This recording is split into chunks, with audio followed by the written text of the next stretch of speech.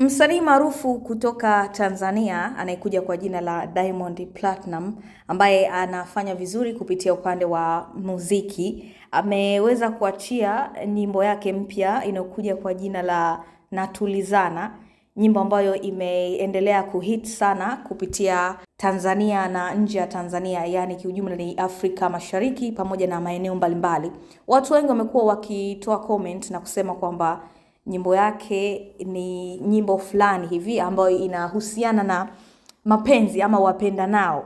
Nikisoma hapa baadhi ya comment ambazo zinasema, huyu hapa comment anasema kutoka Kenya, mimi ni shabiki namba 1 kwa Diamond Platinum.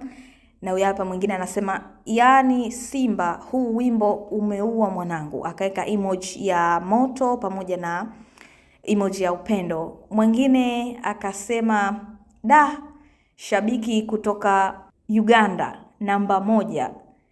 Mwingine hapa akasema, watu usiku hawalali wanaisubiria ngoma kali kutoka kwa Diamond na sasa tayari ameiachia.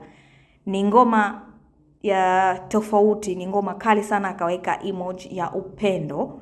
Na mwingine hapa akaandika, wimbo mkali kutoka Kongo, akaweka emoji ya bendera ya Kongo.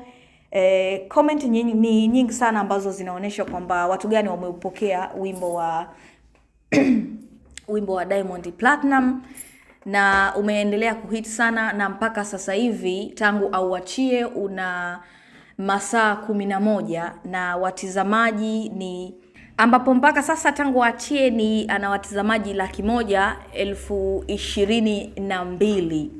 Watizamaji ni wengi sana na muda mchache tangu aiachie nyimbo yake ya Natulizana.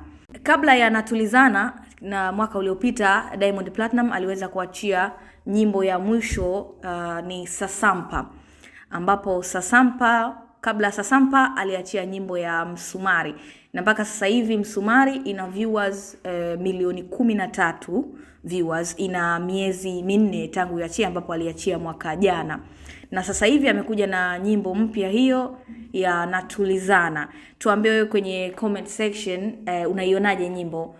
Watu wengi wanasema kwamba Diamond Platinum ni mzuri, msanii mzuri kwenye kuimba nyimbo za mapenzi ama nyimbo za mahusiano. Tuambie kwenye comment section wewe kiupande wako unalipi la kumwambia msanii wako Diamond Platinum. Usisahau kusubscribe, kulike, share pamoja na kucomment.